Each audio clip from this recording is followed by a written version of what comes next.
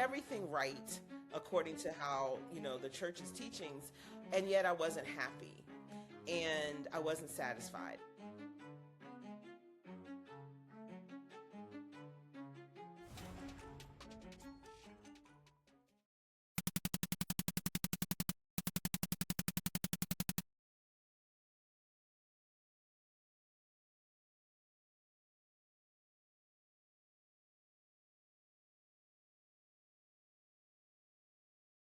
Hey everybody, welcome back to The Right Shade. And this time we have somebody I've been waiting for because I'm the grandson of a minister and I'm always interested in church stories. Okay, so we have Philyaw. And by the way, I want to make sure I'm right because that's my whole like writer's thing of like signing autographs. I am Yes. petrified when people say, Jane Smith, and then I Or write Sarah with something, the H or not the H or and I'm like, and they look at you like you crazy. Did I pronounce your name right? yes, Deesha Philyaw. Yep. All right, I just Yeah. want to make sure. I always say, like I said, if it's Jane Smith, I'm gonna ask, how do you Right. pronounce it? Okay, so it's wonderful to have you on. Thank you. Happy to be here. So, as the time of this recording, but I'm pretty sure some of y'all are gonna be here like a year, 2, 3 years later. This is the pre-order time for a book I'm looking forward to. This is June, so it's coming out in September, if I believe. The Yes. True Confessions of the First Lady Freeman. And so we're going to talk to Deesha about that. Do you think you can survive the 20 questions? I think I can. I think I Okay. can. Okay, we're going to see. So these are 20 questions that we received from various folks. Some are fans, some of the people in forums, dare be it, some of them from like social media. Okay, say what they're going to be. But the questions are going to be great. And so, just feel free to talk about whatever you want to talk about with them. Okay. All right. All right. So the first question is you grew up in Jacksonville, Florida, inside the Black church. Your early memories are shaped by the world that later became your subject matter. When did you first understand the church was material, that the women you were watching every Sunday are characters waiting to be written? Hey, everybody. Lawrence Ross here, founder of The Right Shade. Of course, this is the point in time where I ask you to subscribe, like, and comment on each of our videos. But that really has a real effect on the outreach. We're only able to bring you authors, and we're going to try to bring you all the Black authors we possibly can when you are able to do that. And then also, when you decide to make a purchase of one of their books, which are always in the description, that not only helps the authors, but it also helps us to actually pay the bills because we get a small percentage from every book purchased on our site. So do that. And also, of course, share. What we're trying to do, all of us together, is to make sure that Black books and Black authors always have a platform. Oh, I love this. Certainly when first of all, shout out to Duval. Yes, I am from Jacksonville. Um, and when I was watching those church women, I didn't even know I wanted to be a writer or anything like that. But I was watching them to see who I could become. They Mm-hmm. were sort of, what do they call it now? Possibility models. Oh. And there was so much with the evangelical church, these binaries. Are you going to be, modest or immodest, good or bad, the Madonna, the whore, or whatever. Mm-hmm. Women inside of the church versus outside of the church. But watching the women inside of the church, especially as I got older, I kept wondering, like, how do they navigate all of these rules, especially the ones about your body and sex and all the things you can't do because you're trying not to go to hell. And, Mm-hmm. that's some heavy stuff for a kid who, again, we are programmed to be black and white thinkers too. So I'm Mm-hmm. watching the women in church, I'm watching the women outside of the church. And my mother and my grandmother who raised me, they were outside of the church, but they sent me, which, is a whole conversation. Yeah. Um, and so I'm trying to understand all of the dogma and the legalism without knowing those words, what I'm Yeah. observing. Mm-hmm. And so it's like, well, the women outside of the church dress in a way that I like, with the heels and the jeans, and they seem like they have a lot more Sparkle. fun. Yeah. They're having fun now, but too bad they're gonna go to hell, right? So I'm like trying to navigate this as a kid. And then, fast forward into my own adulthood, Mhm. decades later, I am married. I'm married Mhm. to a minister's son, by the way. Wow. Ah, I see. married heterosexually. We Uh-huh. had kids after we got married. I did everything right according Mm-hmm. to how, the church's teachings, and yet I wasn't happy Yeah. and I wasn't satisfied. And so I started writing as just like something to do for myself because early on I was a stay-at-home mom.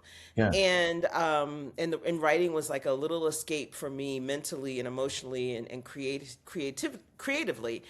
And it was those women, those church women and the women of my from my youth that were coming back to me, whether it was just as nostalgia or memory or the fact that like I could now relate to them more because I was a woman and was more curious than ever. How did they deal with it? Did they have secrets? Mm-hmm. Mm-hmm. And so that's when they became characters, sort of out of my own dissatisfaction, out of my own curiosity, and out of my own nostalgia.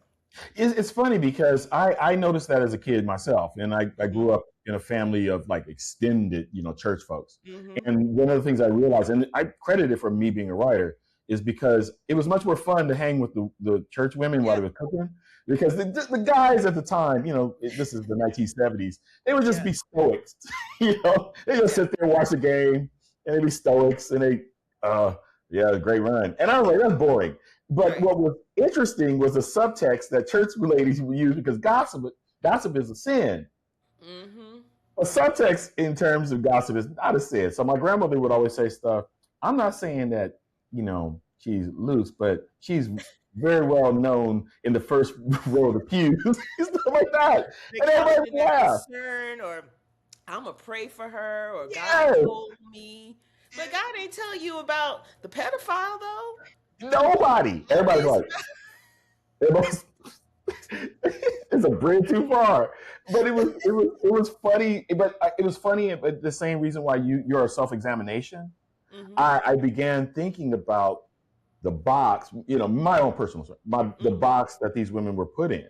And as a young boy, I was like, oh, I never want whoever if marriage to be in that mm-hmm. box because the box is kind of an escape over here. But yeah, I wonder how many writers out there have been influenced. In fact, put it in the comments. How many writers out there have been influenced by the church in terms of the church women in particular?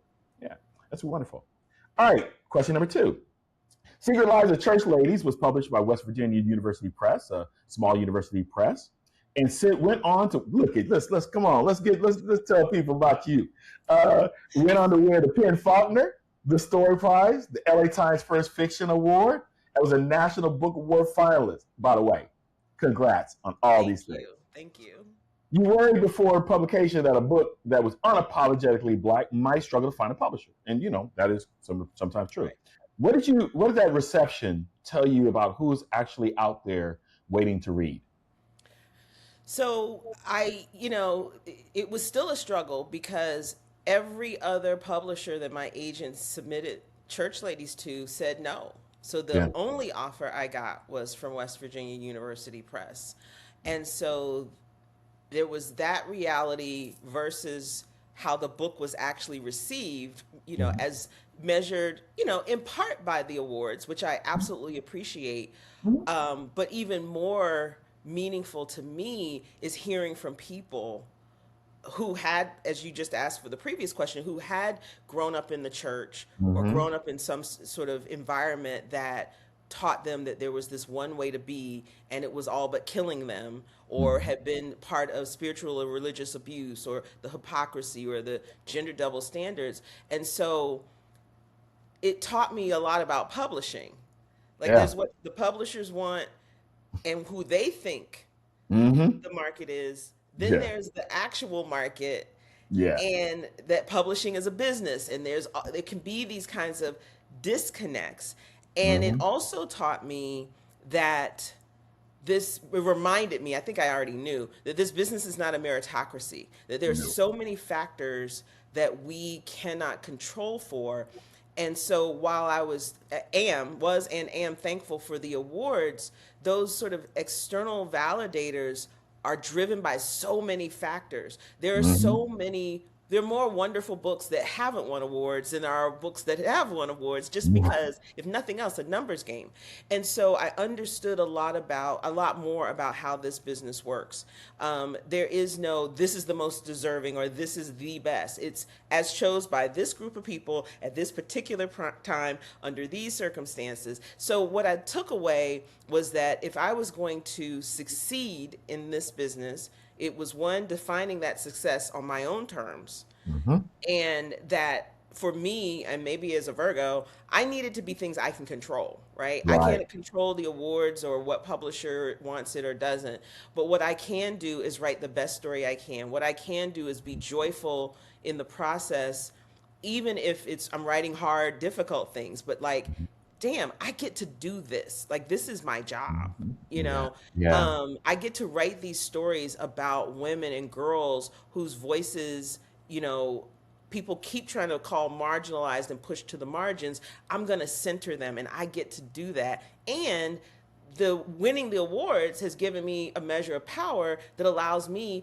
to bring other people along Right. who might not otherwise get an opportunity. Share resources. You and I were talking before we started, recording about, hey, I got an agent, let me introduce you to my agent, or I Hmm. can't take advantage of this opportunity, thanks for the invitation, here, contact these writers who Hmm. can't, who might be available. um, you know Lifting as we climb, as the black club women said back in the 40s. Hmm. So those are the kinds of things that that my experience has taught me.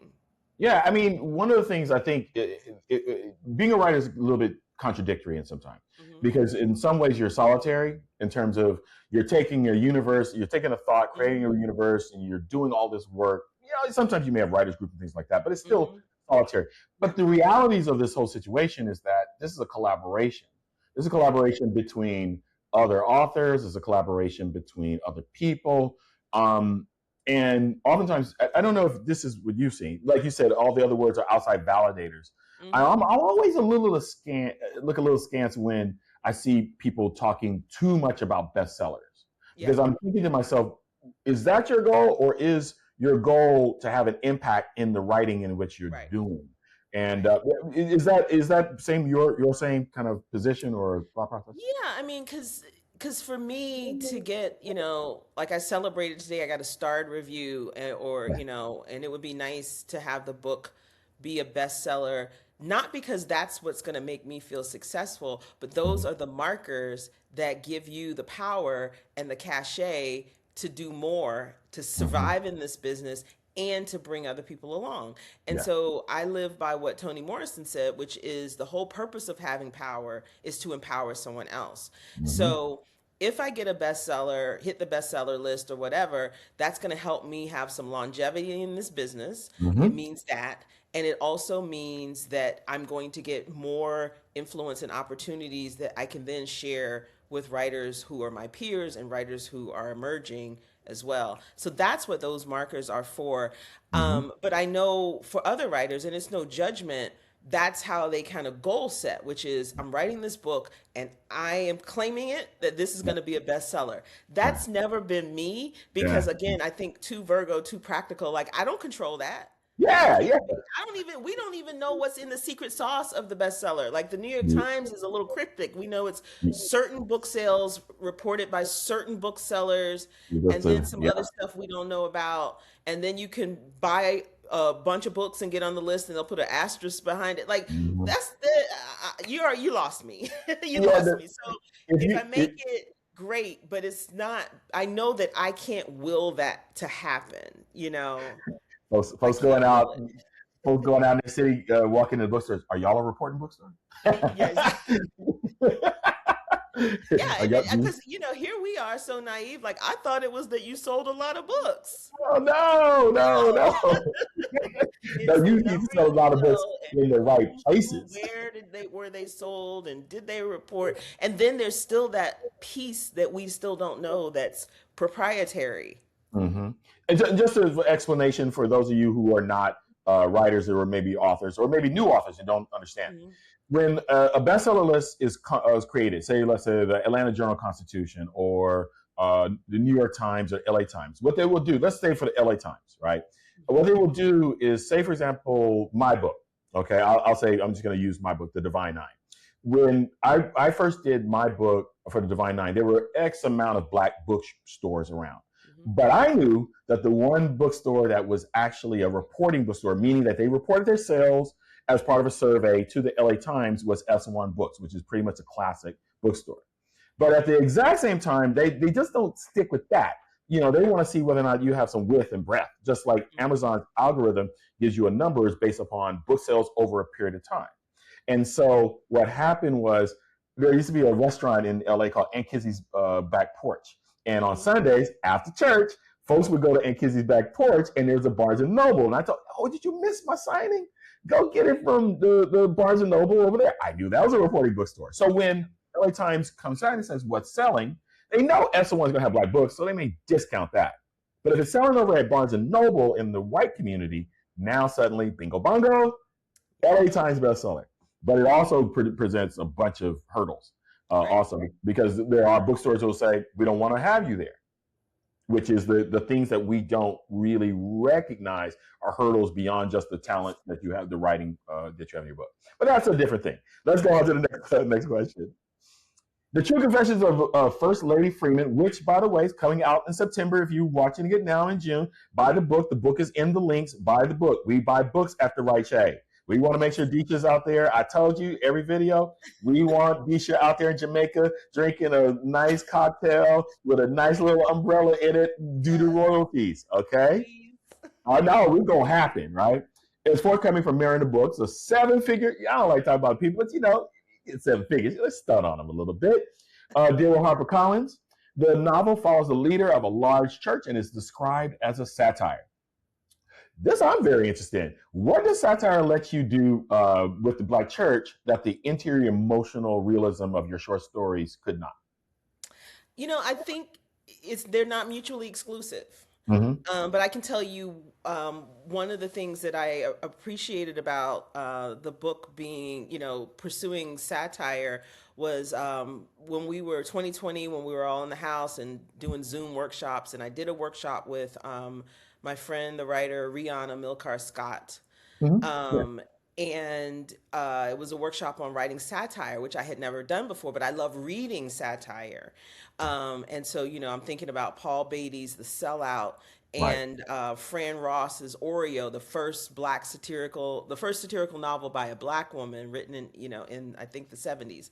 Yeah. And it's sort of like, I want to do that. How do you do that? Yeah.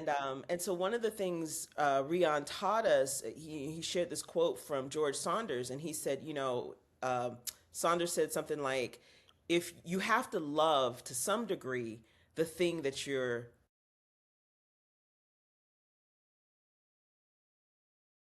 satirizing, that you're mocking, Mm-hmm. without that element of love, you're just sneering at it. And Yeah. I was like, okay, so what do I want to critique? Mm-hmm.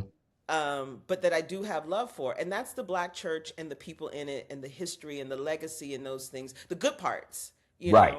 the good Yeah. parts.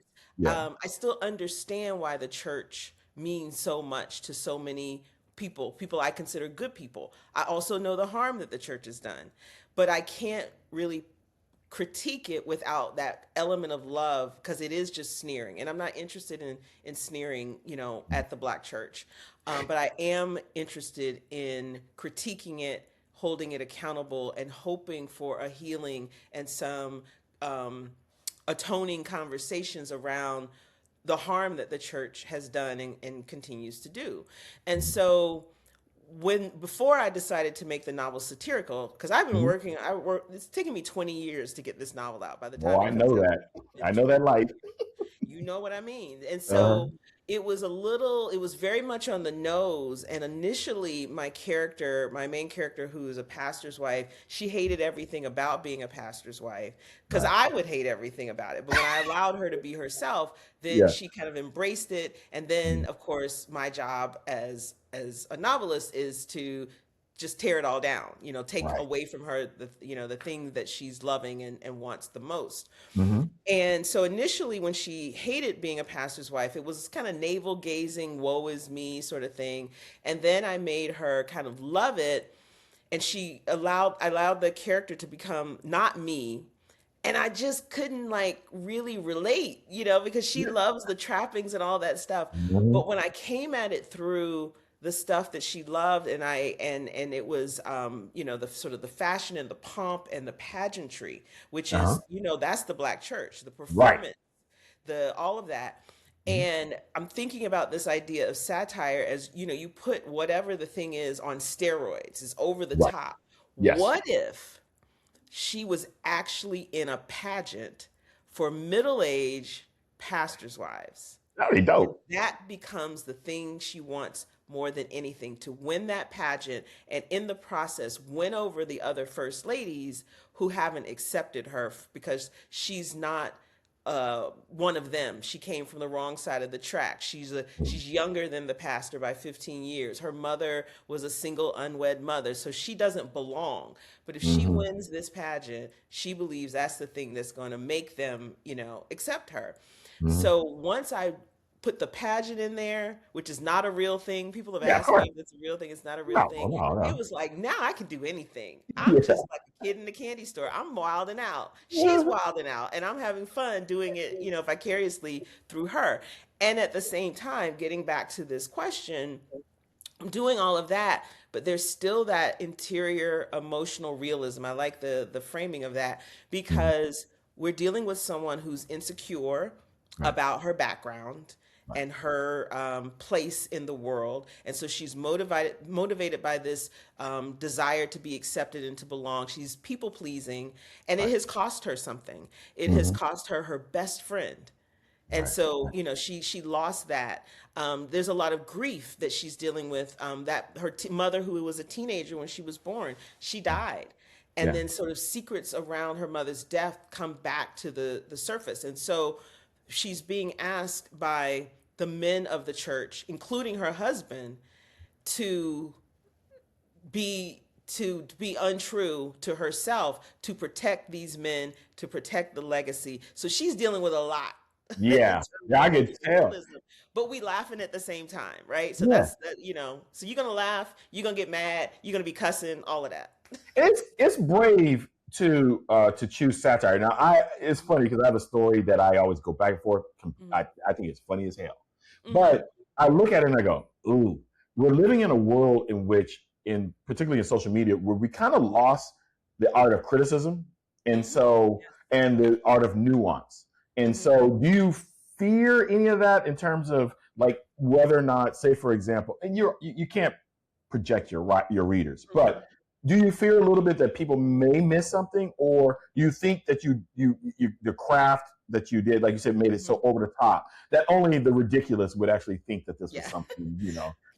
I like what Melissa Febo says about the good faith reader, Hmm. right? And she says too often when her students are writing and they're sort of they're paralyzed because they're worried about being criticized, they're worried about the bad faith reader, the person Right. who's going to critique them no matter what. And she Mhm. encourages them instead to think about the good faith reader, the person who's going to be so excited for this book, and the person who's been waiting for just this story, who needs this story only the way that they can, that you can tell it. Yeah. And so I try to think about those readers. I feel like the people for whom this book isn't for, like, I can't really kind of worry about them. And the lesson came for me with church ladies with that, because I try not to read like Goodreads or NetGalley or Amazon Yeah. reviews, but Yeah. my older daughter was reading them. And I told her, I was like, do not, I don't want to know. Like, tell me you can tell me some good ones, but I don't want to know. She came to me so upset because on NetGalley, which was the first place the book was available Mhm. in advance, she said I had all 5-star reviews, and then this man came in and gave it 1 star because he's like, this is the worst novel I've ever read. Characters just disappear from one chapter to another. It's a short story collection. So Yeah. I can't do anything about the fact that the man didn't know that what a short story collection is like. And that's the Take frustrating thing about reviews, because my daughter was like, can we contact somebody and have this down? I was like, girl, no, we can't. We gotta let it rock. Just gotta let the it same rock. thing. The Airdrome Dickey told me the same thing. That like literally what you just said, like a Yeah. review like that. He said he was at a reading. Someone said, I probably said this in another video, so y'all, I'm gonna repeat all myself. various times. But he one time said, he's like, L, I went out there and they said, I couldn't, the woman stood up and said, I couldn't stand your book. Couldn't stand the characters, couldn't stand the cover, which, by the way, I had actually lent a little AB assistance to, so I took that personal. And then he said, I couldn't stand the plot. I didn't like any of it. Can you sign this for my daughter? He was like, yeah, all right. So, I mean, Grant, you bought the book now. I mean, yeah, thank you. exactly. Cool. So anyway, all right. So yeah, satire is yeah. My thought process whenever you have a book, they criticize you for the first 6 months, then they give you awards. You're good. Right. You know. All right. Next question. You co-founded Ursa Story. Ooh, my eyes are getting bad. I'm sorry. So, you co-founded Ursa Story Company with author Donnie Walton and former Long Reads founder Mark Armstrong. And you co-host two podcasts. Jeez, how do you do two co-hosts? That's a lot. Okay, two podcasts. Ursa short fiction with Walton and Reckon True Stories with friend of the right Shay, Kiese Layman.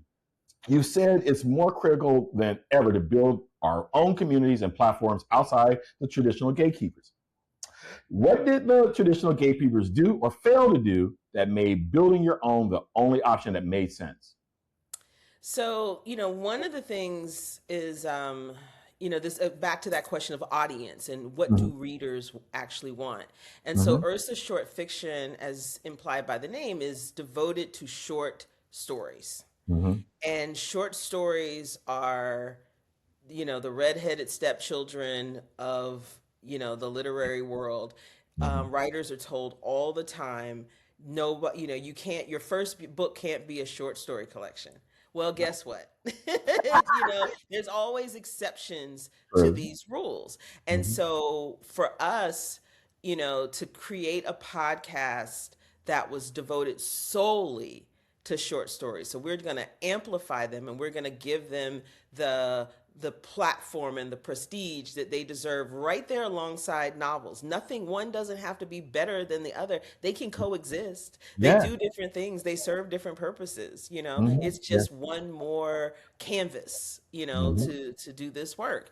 And Yeah. so that, amplifying those voices so that when people do manage to get past that gatekeeping that says you can't debut, we want to have those writers on our show as guests. We Right. want to, Donnie and I read the book as a book club with the two of us, and we discuss the book. We want to, if we can't, don't have a whole episode on our social media on Instagram, we do short interviews with these writers and do audio productions of them reading their work, so that we are giving kind of the love and attention to short fiction that we are giving to novels. So that's the reality that even still, even as short story collections are getting more attention and winning prizes and all of those things, people still hear that, or they hear, well, you've got to have a two-book deal. We'll take your short story collection, but you got to have a novel with it, and With it it. has to be like a package deal. So that's part of what we're doing there. And then for Reckon True Stories, that's a podcast devoted to nonfiction, Yay. and just having the kinds of conversations about nonfiction that's not just about the topic that the piece is about, but also how did the writer get there, what were the challenges, sort of giving a blueprint. Because what gatekeeping does is it tells people this is rare air and Right. only the chosen few can get in. We are Mm-hmm. trying to be more expansive and more inclusive, and so let's tell all the secrets. Right. Yeah. Let's you've read Alexander Chi, and Alexander Chi is goated, but let's talk to Alexander Chi, There you go. and talk about process and talk about not just the writing, but Alexander Chi as a person, Yeah. That's because I think so many people are given, and this is by design, this sense that, they're and there are these hierarchies, but we can break down those barriers and give people access the same way they would as if they could go and afford to a workshop with Alexander Chi or someone else. Things where, these resources, this access, this knowledge, all these gems that they're dropping. Samantha Irby was our guest, Yeah. previous, Yeah. and so many other wonderful nonfiction writers giving people, everybody, that access. Yeah. Everybody. It's funny because excuse me. It's funny because like you were talking about for the short stories. Mm-hmm. My frat brothers and I, we owned the Metaphor Club of Black Mm-hmm. Creative Co-working Space for 7 years, and I got to plead guilty because every time I got someone either film shorts or they were talking about writing shorts, I just didn't know the market. It Mm-hmm. was just hard for me to kind of like give them advice about short story markets. In the same way, I'd have problems with poetry in Mm-hmm. terms of identifying space, for poetry. Right. So it's great that you guys have. And by the way, we're gonna have both links to both podcasts in the description, so you guys can join the podcast.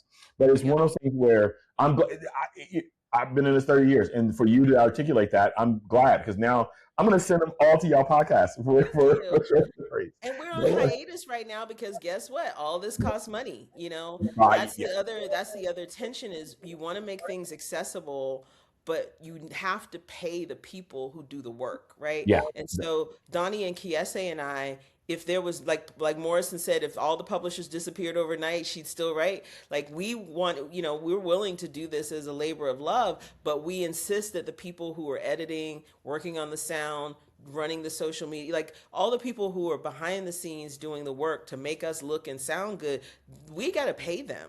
it, We got to it, pay it, them. And this is so yeah. that's the struggle right now. So, but the archive is there, and we're coming back. We're starting. We did some live events last year. Oh, We're look at gonna that. do probably more things that are event driven. But Mhm. the archives are there, and they are rich. They are very Awesome. rich. Okay, so like I said, everybody go sign up, subscribe to both of them, right? Go through the archive, and then by the time you finish the archive, they'll have new episodes for you. All Yes. right, all right, then. Okay. Next question. You went to Yale. You're a Yaley for your BA, and Manhattanville College for your MA.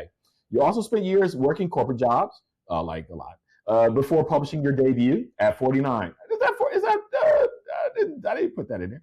I'm proud of that. That's what I'm saying. Hey, that's what I'm saying. We get to them age by earning them. What do the Uh, old folks always say? It's a blessing to get old. yeah, well, that's always my thing. By the way, whenever old people come up to you and say, "Oh, that's a blessing," that's when you that's when you know you've arrived.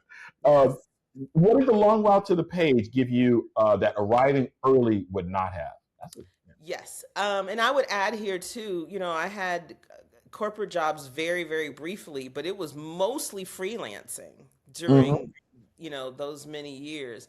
And I think what that long route gave me is an appreciation for where I've landed, that I might have taken for granted otherwise, because it was just, I just want to finish, I just want to finish it. So so it gave me a whole different perspective, and it also gave me the the wherewithal to do what I mentioned earlier, which was defining success for myself. Right, Because while I'm in the freelance trenches, just trying to earn enough money to live, and I was literally buying time to do my creative work on the side, which is why this book took 20 years in part. right, Um, I'm watching it and I'm observing, and I see and get to know writers, and who, you start to look behind the curtain and right. seeing, getting to know acclaimed writers and sharing some spaces with them, and they're just still upset because they didn't win that award or that award. They won this one, but not that one. Yeah, And that was wild to me. Like I could not, like can't relate. yeah. I'm over here just trying to finish. I can't imagine, like, if I and I was like, listen, so that's how I made peace with myself right then. Mhm. If I ever finish this book, because at the time I was working on True Confessions and ended up writing Church Ladies as a detour and then circle back to True Confessions. So it was always True Confessions. And I was like, when I get this book done, if I can finish it, I'm going to consider that my success. That's my win. Right. Anything other than that, after that is gravy, right? Right. And so I think the long route gave me the opportunity to gain that perspective, and to gain the perspective of how this business works, that it's not a meritocracy. I think that if I had arrived early, and been successful by these external standards, I think I would have focused way too much on, see, I knew it, I'm a great writer. That's And like the taking cocktail party all those phase. decades taught me there are a lot of great writers who we will never Never know. know their names, or their Hmm. books are like a blip and then they're gone. And so it prepared me not to it prepared me to understand that this is only partly about me. Yeah. Yeah. And like you said earlier, like partly about talent, and then there's so much else. I think when I have writing students, and I talk to writing students, I always talk about the fact that that writing in terms of authors, there are a bunch of authors who are working class mid-list authors, right? Hmm.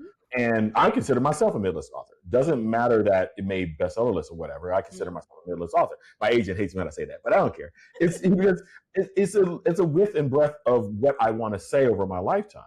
And and oftentimes the people who wait the longest have the more mature stories. And I'm not just Yes. saying simply because of age. I'm saying Hmm. because they've been working on them Yes. so often that they Yes. really understand how to crack the nut of what that initial story was.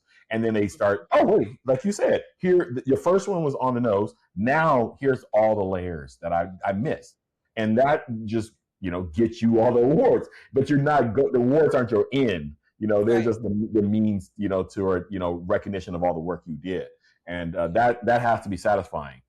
Yeah, and something you just said about disagreeing with your agent, and you sort of said it kind of like flippantly. Yeah. There are writers who are terrified of upsetting their agents, disagreeing with their agents, pushing their agents, and meanwhile their agents are doing a terrible job Right. Right. of representing them. And that's the other thing that I think would have happened. I would have been so grateful early that I Uh-huh. would have been very easy to take advantage of. Yeah, very much so. And so when you've taken this longer route, and you listen and you learn and you find out what other people's experiences are, and you find out that, you know, having an agent is great, but your agent is not doing you a favor. It is a No. business arrangement. It's mutually beneficial, and there are standards. Your agent should be available. They should communicate with you. They should like you. They should be the champion of your work. And so I think that if it had happened earlier for me, thank goodness I have a good agent, so it wouldn't have been Mhm. this problem. But let's say it happened early and I had a different agent, um, it would have been more. It would have been easier for someone to treat me like, to make me feel like, oh, I'm just happy to be here. I'm just so Mhm. grateful to be here. I don't want to rock the boat. I don't want to, speak out of turn. I don't want to advocate for myself. I don't want to upset people. I mean, and I don't want to upset anybody if I can Right. avoid it. But now I don't have those fears. I'm Right. not so Right. grateful that I'm just going to let people treat me any kind of way, or Right. that I'm going to silence myself or bite my tongue. And I think that only comes with age and also time. Definitely, definitely. I would say your agent is kind of like your professional spouse. Yeah, And you should, every time you contact them, you don't contact them all the time, but you contact right. them, it should feel like they're right behind the desk waiting for your call. Yeah, Like that, that, and that's and then like you said, if the gratefulness is like, oh man, I finally got one. It's yeah. like, yeah, nah, you the writer, you're good. All right. Next question. The nine stories span four generations of Black women navigating desire, faith, the double standards of the church, and their own needs. What does writing across generations let you do with a single community story that a novel with one timeline cannot? Mm. Um, One thing I'll say is that having a collection, even though there are what I call kernels of myself and my mother, for example, spread out in the nine stories, Mhm. having it be a collection and not a single novel, it guarantees that this is not a book about me. Right, It right. really does, because I'm like, the nice thing is people can see these stories and be like, she can't be all these people, you know? And so it gets people away from this idea that I think we are disproportionately, as writers of color or any writers, where people perceive us as marginalized by race or gender or whatever, that Mhm. somehow our work is always autobiographical and therefore, which is a false equivalence, not as rigorous or not Mhm. as creative or imaginative, Mhm. and not, that we're not like holding our weight in the craft game. And it's like, Yeah. yes, we are, you Right. know. Yeah. And so I We got think it universes to allows create. for it allows for that, Yeah. that people it gets people talking about craft more, because Hmm. it's like, oh, this one is epistolary, and Right. then this one is playing with form over here, and Hmm. then this, and so the craft, I think, is undeniable when you have something like that. It should always be undeniable for us, Right. that not assume that we're just like, what, dictating our lives and then calling it fiction, Yeah. and so I think it helps that it's undeniable, and it also gives a lot of entry points to people who don't look exactly like the characters, Right. Right. So I love hearing from queer men who, Hmm. black, white, and other, who really resonate with these stories, or women who live outside of the US who are not black women, but they know dogma and they know grandmas and they've dealt Right. with difficult mothers, and Mhm. so there's more of those access points, because when August Wilson and Toni Morrison were asked by these white reporters, like, oh, you're limiting yourself because you're writing about the black community, and they're like, no, we're not limited, and Yeah. August Wilson said, I could write about the black experience in America forever, because it covers all of this range of human experience. And so Mhm. the collection gives me 9 opportunities, Mhm. to do that, while still being able to say my focus is black women and Yeah. girls. I Awesome. don't have to erase us. I don't have Yeah. to. I'm not flattening our experience to say it's universal. But Yeah. those, if you're writing about love or betrayal or honor or duty or obligation or dogma, like, those are the entry points to our very specific cultural stories. Mhm. And it shows, I mean, that's possible in novels, but I think when you have a collection, you can just really show out. Yeah, yeah, yeah, yeah, yeah. And it's funny because when I think about short stories, that was kind of like my first short stories were like, as even as a kid, were like my first entry point to like, oh, I love being able to create this world, right? Mm-hmm. And you get a really great short story about a particular place, Mm-hmm. and a lot of times they weren't really black focused as a kid. They were, Right. England or something like that. Mm-hmm. But yeah, I think you're right. You're able to just basically kind of mine all those different universes, and I think Mm-hmm. the assumption that we can't do those things always kills me. It almost goes back to like when people marvel at the pyramids and go, "Who did this? The people who live there, the black people." But Yeah. y'all can't imagine that. Yes. So, anyway, all right. Next question. You started this project as a novel about a pastor's wife. Failed. Wrote. I don't say failed. I just think you basically were like, what's that other thing doing? I was on a hiatus. I took it was a detour, a hiatus. We'll use those words. In the detour, you wrote Church Ladies instead, and now circle back to First Lady as your novel's subject. What do you know now about that woman, the pastor's wife, the First Lady, the woman at the center of the institution, that you didn't know when you first started trying to write her? That she is not a monolith. Yeah. That's for sure. And so I had fun with that, because the pageant has 12 contestants. So I Uh-huh. tried to show, how first ladies show up differently, you Yeah. know. And so some of those sort of nuances, but to be able to write empathetically, um, one of the things I came to explore is that, these are women who are living under, I think I say it in the book, one of the characters says that we're under a spotlight and a microscope, you know, Ooh. Ooh, that's and great. that's heavy. That's, I love that line. That's a great heavy, line. heavyweight, that's a a huge weight to bear, and so they are a wonderful character study in, there are layers that people have their public face and then Mm-hmm. they have their private face. Right. And so I think it helps that even as though some of these first ladies are not kind people, um, I hope that this book humanizes them Right. and shows that when they are not at their best, there's a reason for that. Like they Yeah. have been put in this fishbowl, Right. and not everybody reacts well to being in a fishbowl, you Yeah. know? Woo! You sound like you caught the essence of church, black church. And I'm like, I'm going like, going in my brain. I'm going like, yeah, yeah, yeah. I can be all over everything. All right, next question. Wrecking True Stories was launched in 2024 with Roxane Gay, Imani Perry, all the favorites, Alexander Alexander Cheek, and Hanif. I'm sorry, I can't pronounce his last name. Abdur Rakib. Abdurraqib, thank you, and Samantha Urbias in the first season.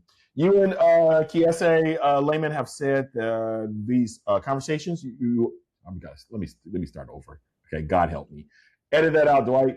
Okay, so wrecking. Why can't I see? Hold on a second.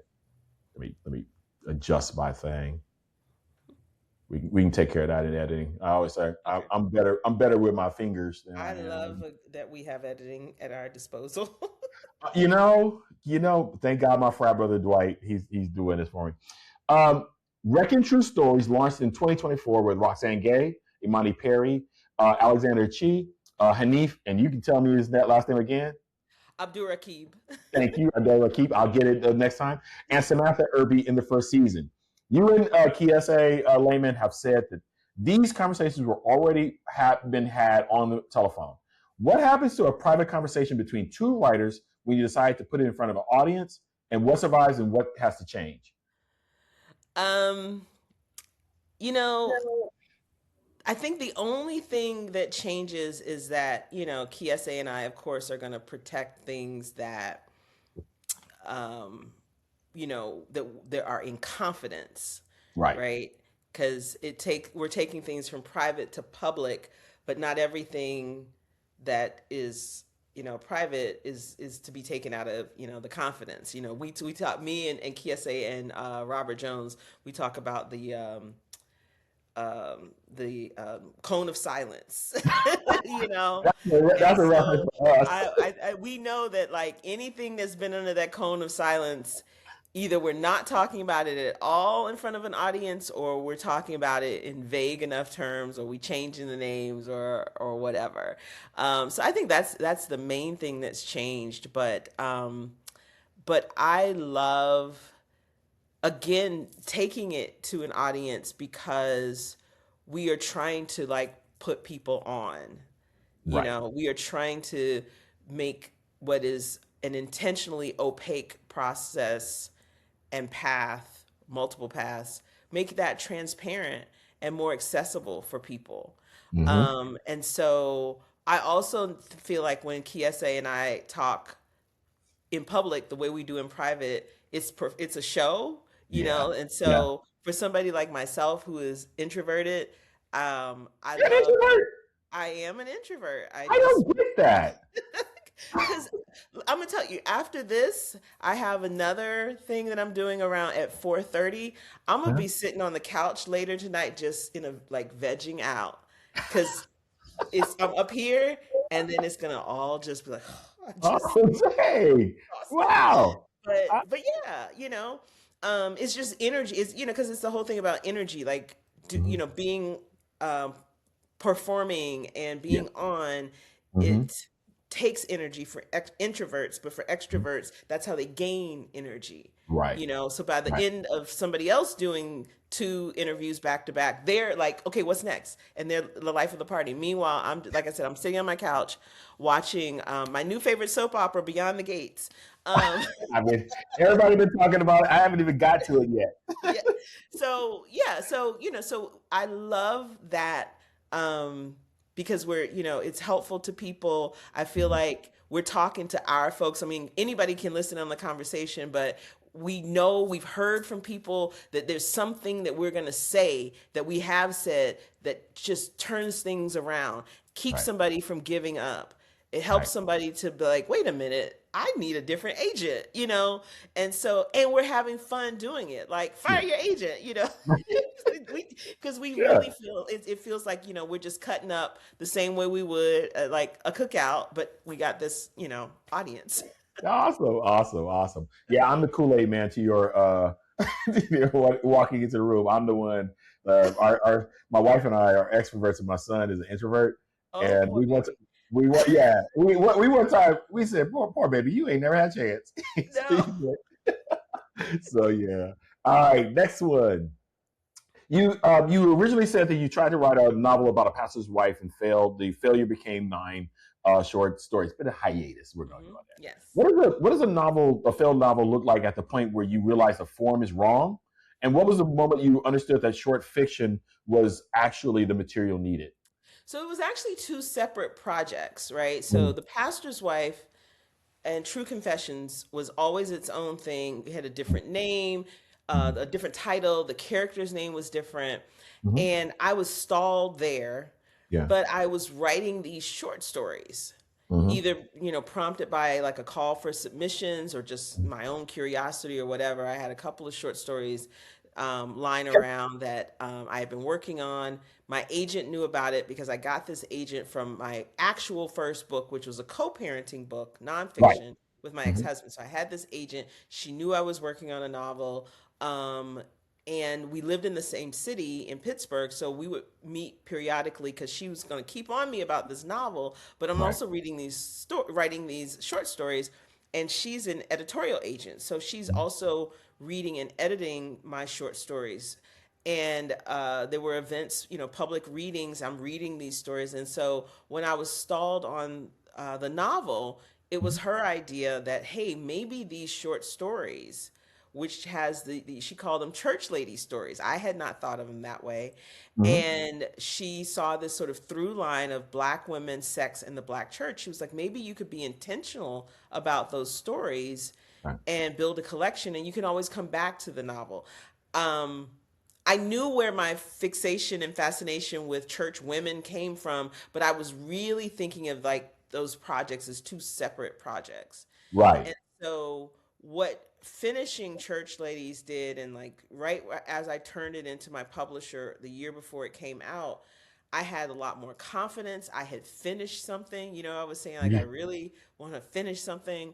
Um, I felt confident about that. I felt like I knew better what made a story, and it was clear that my novel was not a story yet.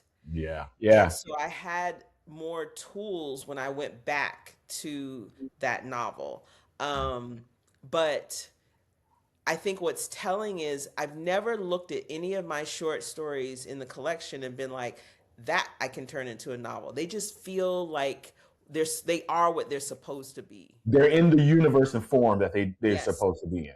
Right. Yes. Now, I wanted to ask you, I mean, right when you started, what was the, so I teach advanced storytelling. So Hmm. I find this all the time by really good writers, particularly those that are coming from other forms, right? Hmm. From journalists, and they're trying to have an idea and they're trying to, but they've Hmm. really, or honestly, a lot of times people out here in LA come from writing on television, Yes. and they don't know novelistic form, or they hadn't even thought about this form. Hmm. What was the thing that was your sticking point at the first time when you were writing? What was the part about story? Where was the in the story that you kind of found yourself a problem? It was like two junctures. Initially, I think what was in my way was that my character was me. Yes. Just, so Yeah. you limit yourself because we are none of us are as interesting as a fictional character is. You Yes. know, We're we boring. might be a good launching point, but we've got to give them some edges and some layers. That's what Hmm. I call it when I'm teaching, workshops about this, edges and layers. Because if they're us, it's our best representation of ourselves. That's And the that's opposite. boring, Yes. and we're going to protect them, and nothing much happens. And so Yep. that was the first problem I had. So then it was like, Mhm. okay, she's not me. And then The second thing was my agent. I guess it was three things. Because the third one we've already talked about, which is letting it become satire. That Hmm. helped. But the Yeah. other thing that was really critical was my character. She couldn't just be not me. She needed to love being a first lady. Right. That aspect of the difference between us had to take over, Right. because as my agent pointed out, she helped me get unstuck here. She said, if we think of being a first lady as the character's job, Hmm. in the early incarnation of the book, she hated her job. She hated being a first lady. She's like, if your Right. character hates being a first lady, And why or is she? hates her job, and she's about to lose that job because a scandal breaks, then who cares? She'll just get Right. another job. Yeah. But if she loves her job, so it's not that the character had to just not be me, she had to be a first lady who loved being a first lady. Right. That opened up all those possibilities. Then you add in the satirical elements. Hmm. And in general, what was wrong there was that there was nothing at stake. It Yeah. was she got what she wanted, which was marry this man and who gave her the respectability and the good life she always wanted. Hmm. And but it's like if your character starts the book and she's gotten everything she always wanted, now you got to give her something else to want. Then Right. you got to thwart that as many ways as you can. That's Yep. plausible. This is Yes. realistic fiction, You got to and, punish her. until you get to the end. And Yes. so that part about letting the character be who she is, Hmm. putting something at stake. Hmm. And I think for me, that was the biggest thing that I learned about myself as a writer. Because in my short fiction as well, I have a tendency to start with low stakes. And I'm Hmm. trying to kind of catch myself as I go now. But Yeah. certainly on revision, I got to come back Yeah. and raise some stakes for the character.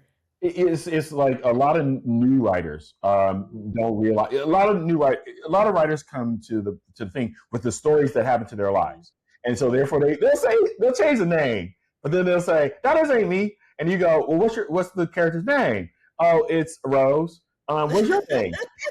You go, Rosa? I'm like, that's you. All right. And the next thing there's a psychological if you make it you, there's a psychological barrier in what I would say you have to be cruel to your character. Yeah, You have to be cruel. And because when they don't learn, they got to get punished. And who wants to punish themselves? Nobody right. wants to punish Exactly. themselves.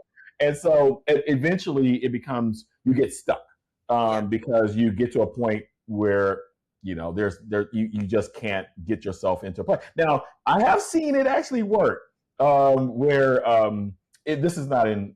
I don't think it was actually a book. I don't think it was adapted, but a marriage story was based upon the guy's divorce, and I was like, "Whoo! If this is Mhm. the being cruel to the character, Jesus, I don't want to Yes. see what the real life thing was and everything."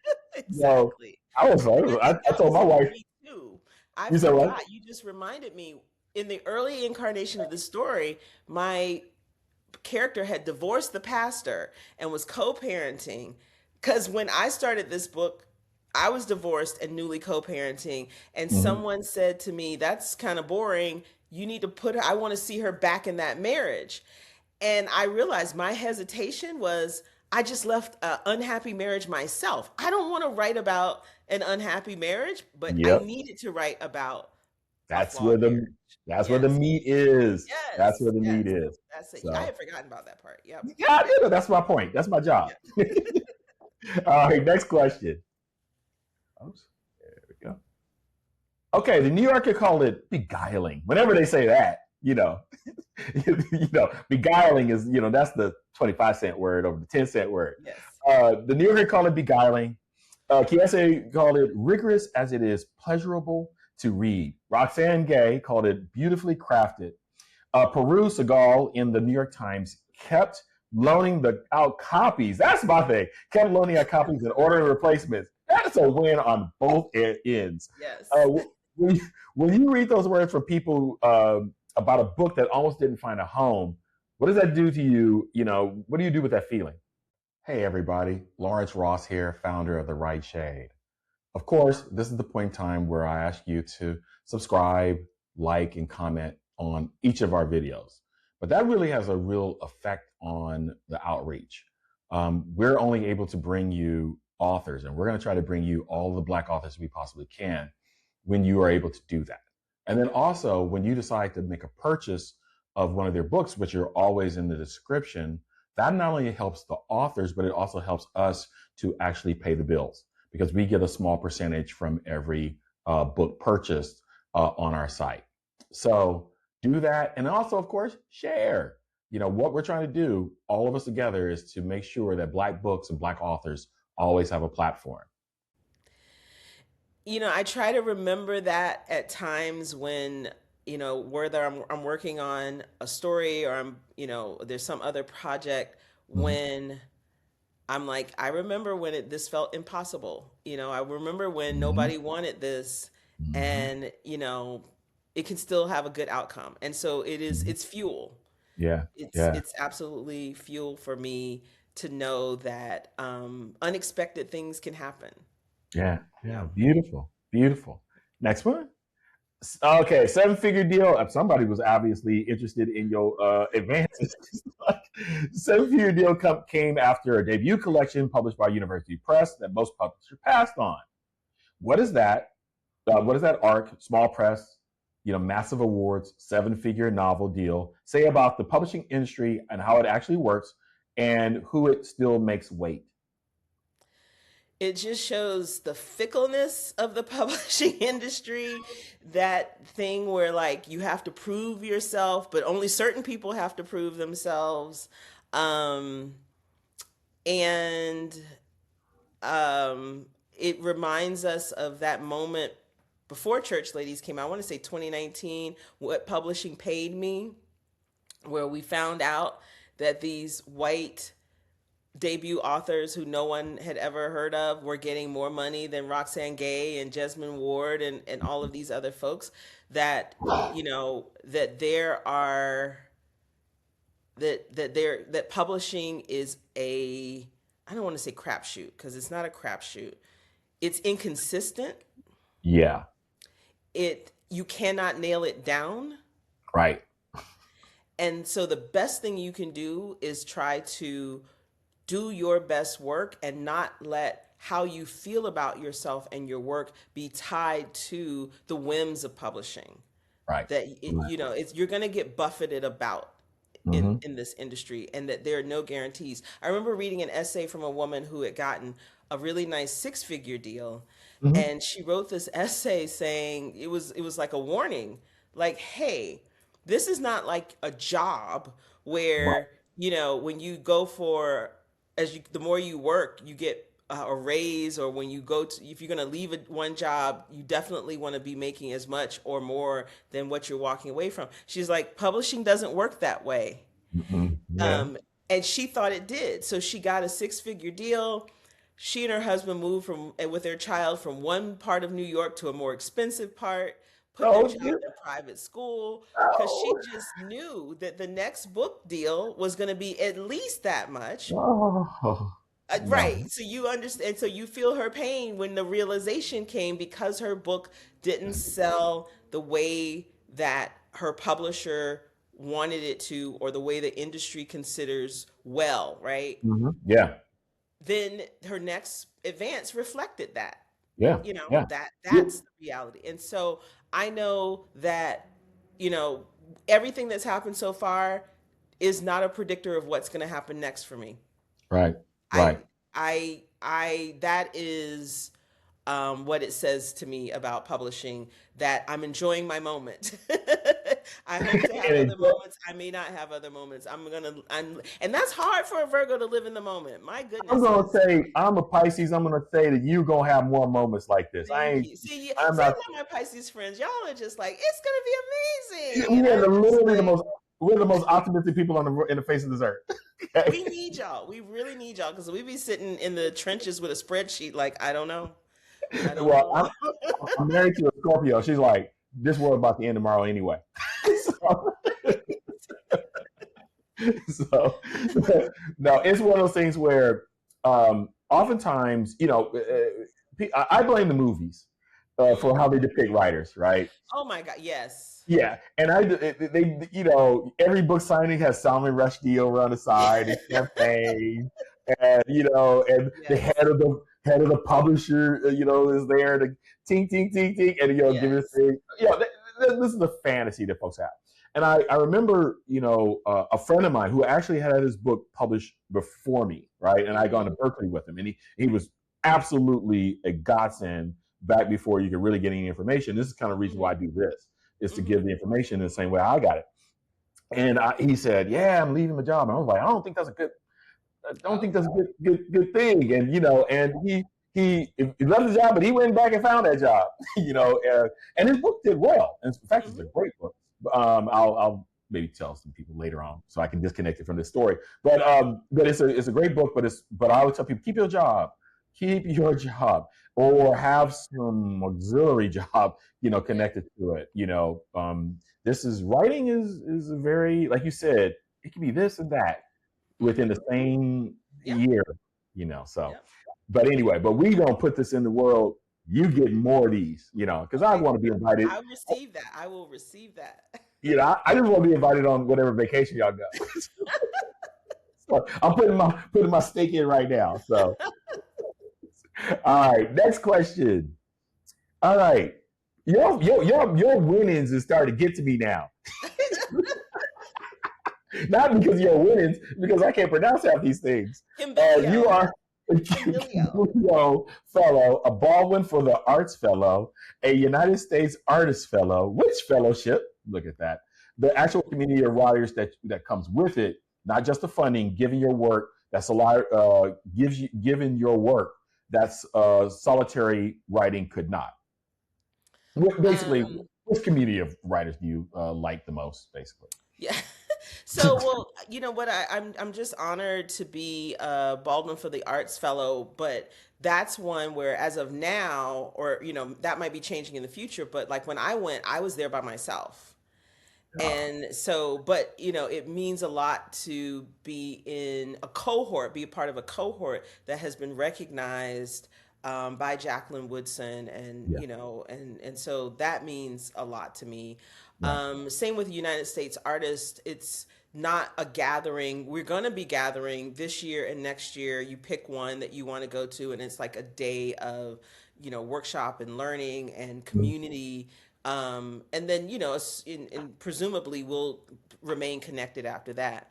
Right. So of these, it's really Cambilio that has been the most transformative in terms of community. Right. Um, and so I went for the first time in 2015 to the summer retreat, and then again in 2017, and made lifelong friends. My closest writing friends, there are Cambilio fellows among them from that time we met in 2015 and 2017. Um, that was the first time. I mean, it wasn't my first workshop. Like my first workshop was Hurst and Wright, Okay. you Oh know, yeah.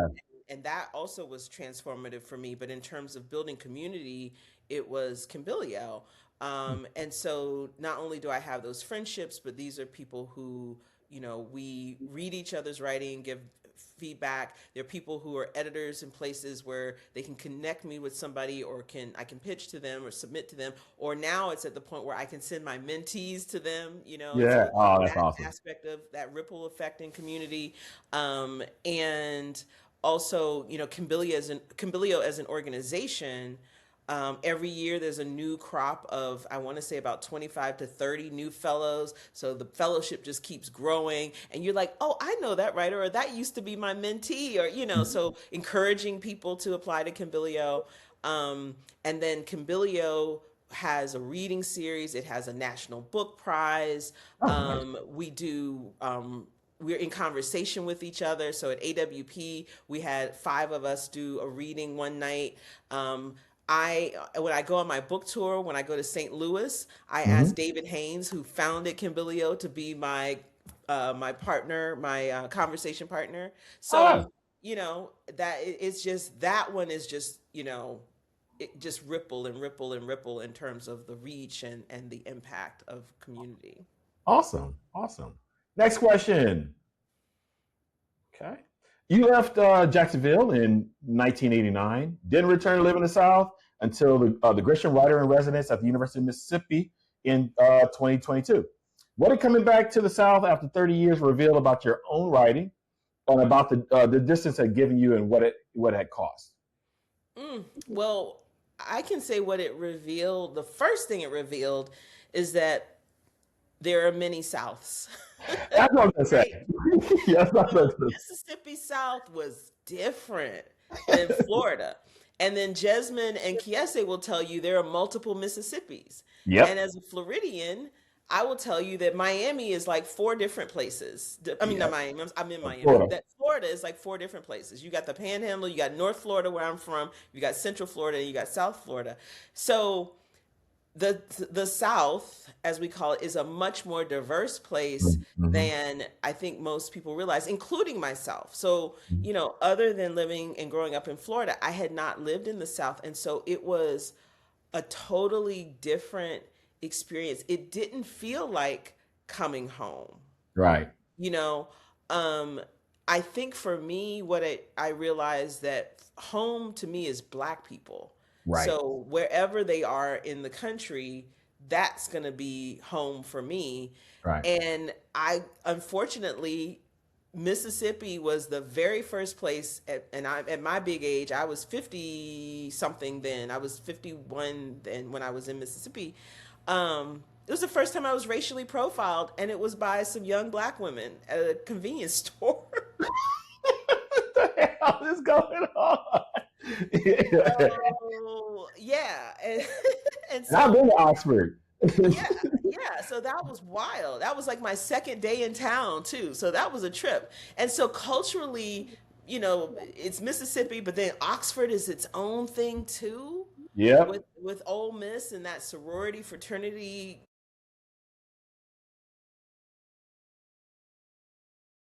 you know, Guess who guess football, all of that. So I'm from the South, but all of that was unfamiliar to me. I didn't grow up like that. mm-hmm. But play other places I had lived, I had found a more of a sense of community Yeah. around just Black folks, Yeah. just being with Black people. And so even though when I was writing Church Ladies, because Church Ladies was written while I was still in Pittsburgh. Yeah. And so I have always considered myself a Black Southerner, even when I was not living in the South.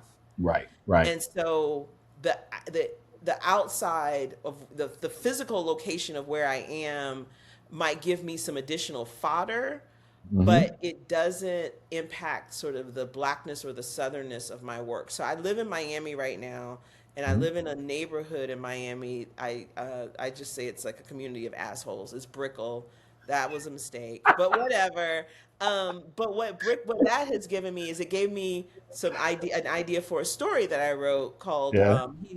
She No Longer Fears Him, and it's set here in Brickell. And so I would say, so just having those locales and having things unique to these spaces, like that'll show up in my work, but not the southernness. I think the southernness is just in me, Right. regardless Right. of where I live. Where you are. Yeah. Beautiful. Peach Cobbler, one of the collection's most beloved stories, is about a mother, a daughter, and a recipe that carries everything unspoken between them. What is the thing that Peach Cobbler? You make me hungry. What is the thing? What is the thing that Peach Cobbler actually about in this story? And how did you know that the food was the right container for it? So, gosh, I wish I could take, credit and be like, it was just brilliance, I just knew. It wasn't. This was one of the time where I was writing short stories, like there would be a call for submissions or an anthology or something, and I'm a good Girl Scout, so it's like homework. Give me homework, give me an assignment, and I'm going to do it. And that's how these early stories came about. So there was a call for submissions for an anthology, and the theme very broadly was food. Right. And I was like, okay. So then I thought, because my story is going to be Black no matter what, I was Right. like, what's the Blackest like dessert? Right. And I don't know why peach cobbler popped into my head because we know it's pound cake. Oh, But I say sweet potato pie. oh, see, okay. But even though I knew I was wrong, peach cobbler just came to my mind. Maybe because I wanted some. I love peach cobbler. I am a peach And cobbler over a sweet potato pie person anyway. oh, So I'm okay, like, everybody else can eat the sweet potato pie. And I ain't got nothing wrong about sweet potato pie. I keep my right. black card. But peach cobbler, Oh, the cinnamon. Cinnamon made me feel rich. See, and so it was, so that was like a happy accident, right? But Hmm. this is one of the things that writing this story and others has taught me. If you are coming at the page with like real curiosity, real excitement for something, or real intensity for something, if excitement's not the right word, um, there's like a magic that happens. And I know this sounds like corny, but Mm. I tell people this because mostly I just want most writers to just fucking relax, because they're just Yeah, like, they're trying to like stuff things in there and the symbolism. I was like, I literally have never thought about symbolism a day in my life. I'm yeah, always yeah. fascinated when other people find it, but it happens organically. But we have to Mhm. trust that it will happen. And that's what happened here. I picked the Mhm. wrong black ass food because I was told later it was pound cake, but you make a great case for sweet potato pie, which I like Uh-huh. better than pound cake. But I went with it. Okay, peach cobbler. And isn't it so perfectly metaphorical? You've got the taste, you've got the texture. There's Oh, something vaguely sexual about it, which lends itself oh. to the story. And it was like, I've really stumbled into that. And I think if we just show up on the page, you're not always going to stumble on the gold mine, but if you keep writing, you will, you know, maybe every 20 pages there's some gold, but Mhm. show up Yeah, and then it'll come, as opposed to you think you're going to have this aha and then you write it. If that happens, great. That doesn't happen for me like that. It right. just doesn't. And so it worked out, but because that was sort of my prompt, a story about food, and then I decided it's going to be black, and then peach cobbler came from that. I'm not even lying. Peach cobbler is my favorite. My mama still makes the best peach cobbler, and then me and my son like literally fight over it. But Okay, but you got to tell me your crust to fruit ratio though. okay, so you first thing you have to understand is that I come from a family. Both my grandparents had catering services, Oh. right? And I had a catering service I used to pay my way through Berkeley, right? Mm-hmm. And so we take this serious. Okay. So I am more of fruit, but good flaky crust. I mean, the crust has the latest Mm-hmm. in that lattice in terms of how it's set up, but just a light flaky crust with a corner, just a corner of the casserole bowl. I am in heaven. And then some bluebell ice cream because my folks are off in Texas, so Oh yeah. we go to Dallas, we get some bluebell ice cream. But on top of that, I got itis for days. Then I watch all my then I watch all my relatives talk about, oh baby, my sugar's up, and they eat another thing. Got the sugar, but we still. Still eating it. They ain't stopped yet. All right, No. but next one. I'm gonna try to get you out. I'm sorry, I'm running a little bit Oh, late. this has been fun. This is Oh, fun. thank you. You've been so delightful and everything. I don't want to stop you. You just keep doing your I'm thing. good. I'm good. All right. All right. First Lady Freeman is a satire, but your short fiction is known for its tenderness and interiority, along with humor. What happens to tenderness inside of a satirical novel? Does it survive? Does it deepen the satire? Does the form require you to hold your characters at a different distance? I don't think it requires any kind of distance. I think again that sort of organic thing happens when you show up and you kind of just hang with the characters. Don't try and force them to do or be anything. What feels right. Especially having characters talk to each other, they can tell you so much, and Right. getting them talking about themselves, that's how that interiority Mhm. shows up. I think an excellent example of this is Paul Beatty's The Sellout. Yeah. That book opens with the main character who has been accused of enslaving another black man Yeah. at the Supreme Court, Yeah. I remember that. Yeah. smoking a joint, right? Yeah. So the humor is there, but he gives this amazing speech that is all interiority and all tenderness, wrapped in the humor, right? Right. So these things are coexisting. And then you find out, because then we learn his story. He was raised by a father who was either a psychologist or a sociologist, but who was completely mad, completely, Right. lost. And he basically used his son to conduct psychological experiments, which is, so immediately the empathy and the tenderness is there. even though we have been told this man has enslaved another black man in the 20th century or 21st century. And we still go, oh, We, but his dad though, and then this, so we're locked in. And so right, I think it requires some risk taking. It requires trust yourself, trust your characters, trust the reader to rock with you to get to the place where you're going. So he immediately goes from that scene to him as a boy. So right. right now you got my heartstrings, because now he's a child dealing with this person as a father. And then here come this sort of merry band of characters. And then as he gets older, there are other moments like his relationship with the black man, the older black man who he's accused of enslaving. And like here we are, like, and it's so hilarious that he enslaved the black man, but like trust me, this is it works. Yeah. And then he has I believe the character's name is Marpessa or something like that, the black woman bus driver who is sort of no nonsense, but that also shows us some tenderness because he absolutely, is enamored with her.